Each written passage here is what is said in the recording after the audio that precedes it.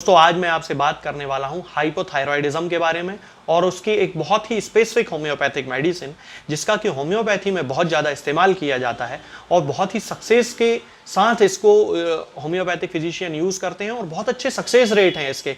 मतलब clinical practice में ये देखा जाता है कि जो भी होम्योपैथिक फिजिशियन इस मेडिसिन को हाइपोथायरॉयडिज्म के केसेस में यूज़ करते हैं उनको लगभग जो रिजल्ट मिलते हैं वो 100% क्योर के मिल जाते हैं। तो इस मेडिसिन का नाम है दोस्तों थायरॉयडिनम। ये मेरे पास थायरॉयडिनम का बिल्कुल एक नया पैक रखा हुआ है जिसके बारे में मैं आज आपसे बात करूंगा।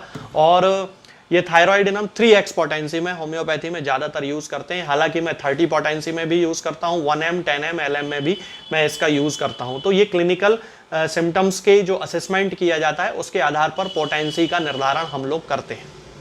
हाइपोथायरॉयडिज्म के बारे में यदि हम बात करते हैं तो हाइपोथायरॉयडिज्म एक ऐसी बीमारी है दोस्तों जिसमें कि हमारी जो थायराइड ग्लैंड होती है जो गले के इस हिस्से में होती है, ये जो एडम्स एप्पल आप देख रहे हैं इसके पीछे एक ग्लैंड होती है, तितली के आकार की ग्लैंड होती है, बटरफ्लाई शेप्ड एक ग्लैंड होती है।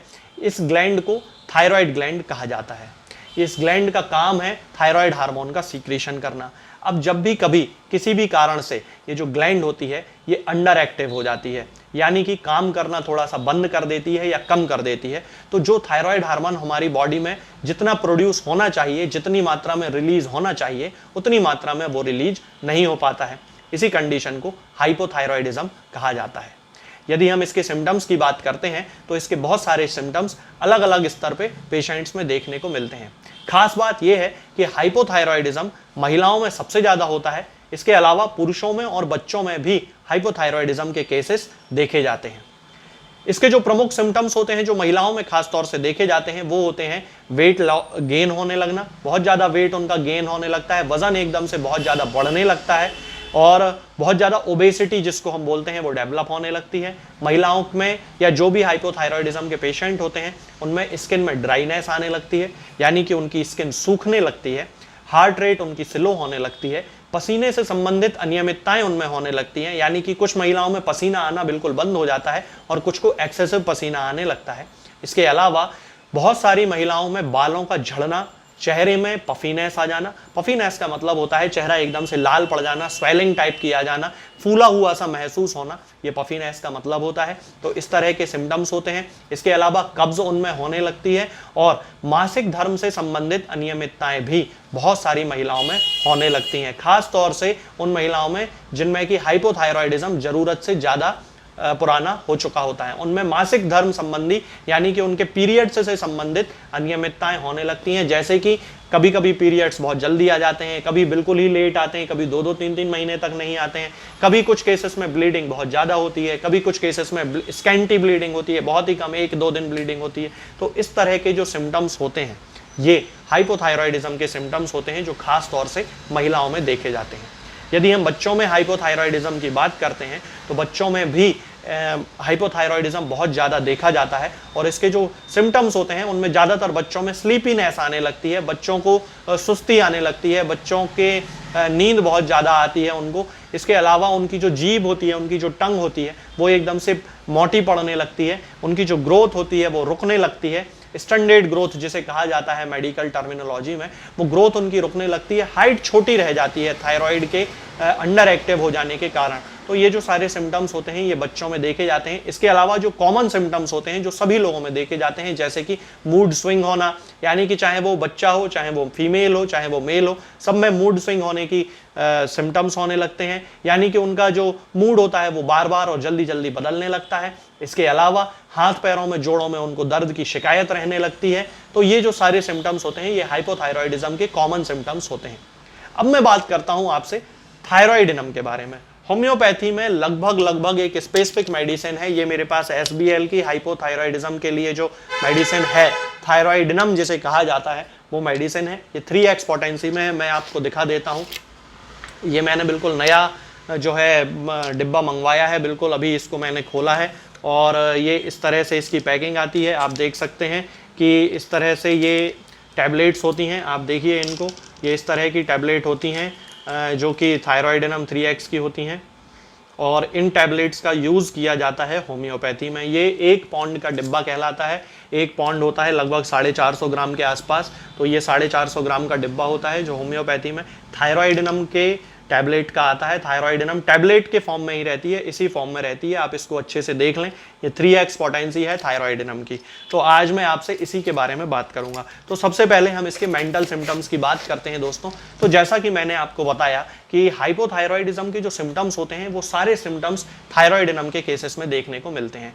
माइंड से रिलेटेड सिम्टम्स में सबसे ज्यादा जो प्रॉब्लम होती है वो होती है मूड स्विंग की, इरिटेबिलिटी की, स्टूपर की, यानी कि चिड़चिड़ापन बहुत ज्यादा आने लगता है, चीजों को समझना नहीं मुश्किल हो जाता है कि आखिर करना है तो करना क्या है, इस तरह के ये सिम्टम्स आने लगते हैं। कभी कुछ ज्यादा सिवियर कंडीशंस जो होती हैं उनमें कोई जो लेडीज खास तौर से होती हैं वो कभी कभी बैठे बैठे रोने लगती हैं, उनको कोई पुरानी बात याद आ जाती है और अचानक बात करते करते ही उनको रोना आ जाता है, छोटी छोटी बातों पे झगड़ा करने लगती हैं, बहुत जल्दी उनको गुस्सा आने लगता है। पहले वही जो लेडी होती थी, पहले उसका नेचर बहुत अच्छा था और सभी लोगों से बड़े अच्छे मिलजुल के रहती थी फैमिली में, लेकिन जब से उसको इस तरह के हाइपोथायरॉइडिज्म डेवलप हुआ है तो हाइपोथायरॉइडिज्म के कारण उनको इरिटेबिलिटी डेवलप हो गई है, मूड स्विंग हो गया है उनका, और बैठे बैठे ही छोटी छोटी बात पे उनको हर्ट हो जाता है, बड़े जल्दी ही कोई बात उनके दिल में लग जाती है और इस तरह से उनके जो मेंटल सिम्टम्स होते हैं वो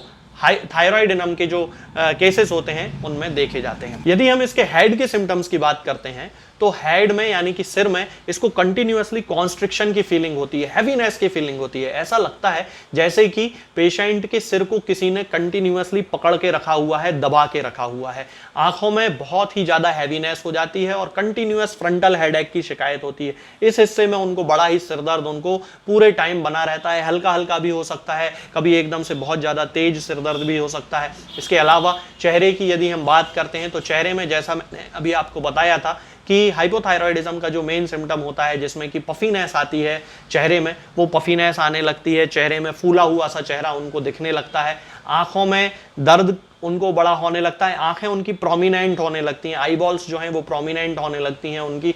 इसके साथ ही फ्लशेस ऑफ हीट के कारण चेहरे से बहुत ज्यादा गर्मी का सेंसेशन उनको होता है, पसीना बहुत ज्यादा चेहरे से आता है, सिर से बहुत ज्यादा पसीना उनको कभी कभी कुछ केसेस में आने लगता है। यदि हम इसके हार्ट के सिम्टम्स की बात करते हैं यानी कि दिल से संबंधित सिम्टम्स की जब हम बात करते हैं तो ये देखा जाता है कि इसका जो हार्ट होता है वो बड़ा ही वीक हो जाता है, बहुत कमजोर हो जाता है, पाल्पिटेशन की शिकायत होती है। पाल्पिटेशन का मतलब होता है कि शरीर में जब भी दिल जब धड़कता है तो पूरे शरीर में उसकी धड़कन को महसूस किया जा सकता है। इसके अलावा सीने में उनको बड़ी कॉन्स्ट्रिक्शन की शिकायत होती है, जैसे कि कॉन्स्ट्रिक्शन उनको हेड में महसूस होता है, जैसे कि जकड़ापन उनको हेड में महसूस होता है, ठीक वैसा ही जकड़न उनको सीने में फील होने लगती है। लेटते ही उनको पाल्पिटेशन की शिकायत होती है और लेटने से ऐसा लगता है जैसे उनका जो हार्ट में है वो टैकीकार्डिया डेवलप हो रहा है, यानी कि उनके जो हृदय की जो गति है वो एकदम से तेज हो रही है। गले की जब हम बात करते हैं तो हम ये देखते हैं कि गले में उनको एक ड्राइनेस डेवलप होने लगती है और उनका जो गला होता है खास तौर से लेफ्ट साइड उनको एकदम से